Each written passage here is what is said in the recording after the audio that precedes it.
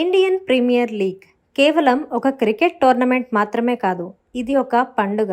ఎన్నో రికార్డులు, ఎన్నో ఉత్కంఠభరిత పోరాటాలు, మరెన్నో మర్చిపోలేని క్షణాలకు ఇది వేదిక అయింది. కానీ ఐపీఎల్ గురించి చాలా మందికి తెలియని కొన్ని ఆసక్తికరమైన విషయాలు ఉన్నాయి.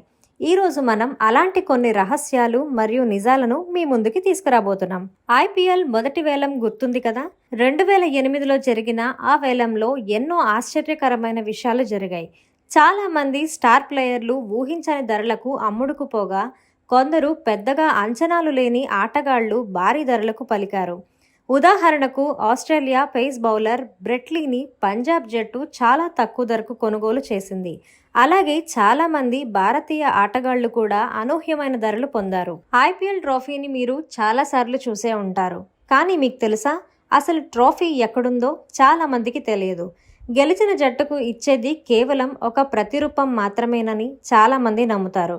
అసలు ట్రోఫీని బీసీసీఐ భద్రంగా ఉంచుతుంది.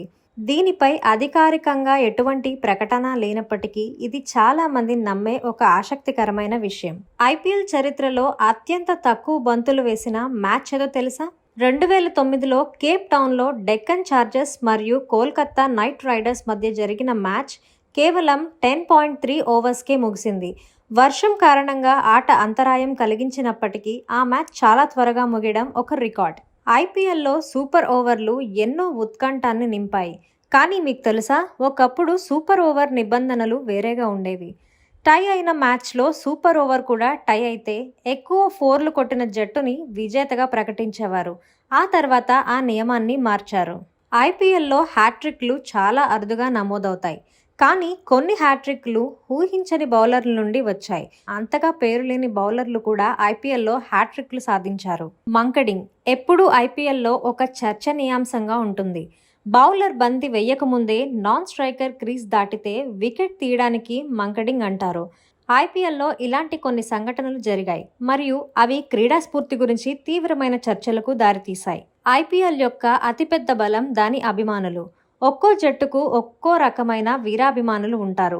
వారు తమ జట్లను ఎంతగానో ప్రేమిస్తారు మరియు వారికి మద్దతుగా ఎన్నో వినూత్నమైన పనులు చేస్తారు. ఐపీఎల్ కేవలం క్రికెట్ మాత్రమే కాదు, ఇది ఒక పెద్ద ఆర్థిక వ్యవస్థ కూడా. ఈ టోర్నమెంట్ ద్వారా ఎంతో మందికి ఉపాధి లభిస్తుంది. హోటల్స్, ట్రావెల్ ఏజెన్సీలు మరియు ఇతర వ్యాపారులు ఐపీఎల్ సీజన్లో భారీగా లాభపడతాయి. దీని యొక్క ఆర్థిక ప్రభావం చాలా మందికి తెలియదు. ఐపీఎల్ జట్లు కేవలం ఆటపైనే కాకుండా సామాజిక బాధ్యతలపై కూడా దృష్టి సారిస్తాయి. చాలా ఫ్రాంచైజీలు వివిధ స్వచ్ఛంద సంస్థలతో కలిసి పనిచేస్తాయి మరియు సామాజిక కార్యక్రమాలలో పాల్గొంటాయి. ఈ విషయం చాలా మందికి తెలియదు. ఆటగాళ్లు మరియు కోచ్లు అందరికీ తెలుసు, కానీ ఒక జట్టు విజయంలో సహాయక సిబ్బంది పాత్ర కూడా చాలా ముఖ్యమైనది. ఫిజియోథెరపిస్టులు, ట్రైనర్లు, అనలిస్టులు మరియు ఇతర సహాయక సిబ్బంది ఆటగాళ్ల ఫిట్నెస్ను మరియు ప్రదర్శనను మెరుగుపరచడానికి ఎంతో కృషి చేస్తారు. వారి గురించి చాలా తక్కువ మంది మాట్లాడుకుంటారు. ఐపీఎల్ 2023లో ప్రవేశపెట్టిన ఇంపాక్ట్ ప్లేయర్ నియమం గురించి మీకు తెలుసా? ఈ నియమం ప్రకారం ఆడుతున్న జట్టు ఒక ఆటగాన్ని మధ్యలో మార్చవచ్చు. ఇది మ్యాచ్ ఫలితాన్ని మార్చే శక్తిని కలిగి ఉంది. ఈ నియమం ఐపీఎల్ చరిత్రలో ఒక మైలురాయిగా నిలిచింది. ఐపీఎల్ చరిత్రలో అత్యంత ఖరీదైన ఓవర్ ఎవరు వేశారో తెలుసా? 2011లో ప్రశాంత్ పరమేశ్వరన్ వేసిన ఓవర్లలో 37 పరుగులు వచ్చాయి. ఆరెంజ్ క్యాప్ కోసం పోటీ ఎప్పుడూ ఆసక్తికరంగా ఉంటుంది, కానీ కొన్నిసార్లు చివరి మ్యాచ్ వరకు ఎవరు గెలుస్తారో తెలియని పరిస్థితి ఉంటుంది. 2012లో క్రిస్ గేల్ మరియు మైక్ హసీ మధ్య జరిగిన పోటీ చివరి మ్యాచ్ వరకు కొనసాగింది. పర్పుల్ క్యాప్ అంటే ఎక్కువ వికెట్లు తీసిన బౌలర్స్కి ఇస్తారని అందరికీ తెలుసు, కానీ వికెట్లు సమానంగా ఉంటే ఏం జరుగుతుంది? అప్పుడు తక్కువ ఎకానమీ రేట్ ఉన్న బౌలర్లకు ఆ క్యాప్ దక్కుతుంది. సొంత గడ్డపై ఆడితే గెలుపు అవకాశాలు ఎక్కువగా ఉంటాయని చాలా మంది అనుకుంటారు, కానీ ఐపీఎల్ గణాంకాలు కొన్నిసార్లు దీనికి విరుద్ధంగా ఉంటాయి. కొన్ని జట్లు తమ సొంత మైదానాలలో కంటే ఇతర మైదానాల్లోనే బాగా రాణించాయి.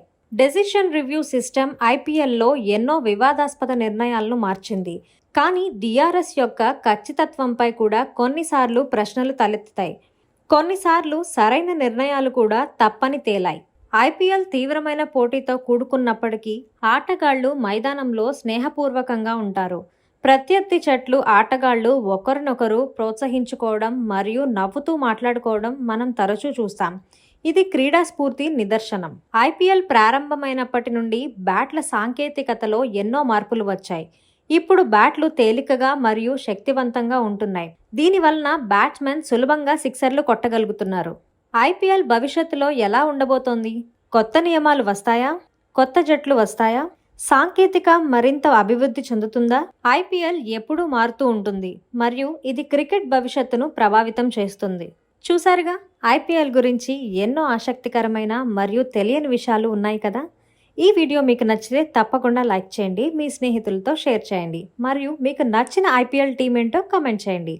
మరో వీడియోతో మళ్ళీ కలుద్దాం.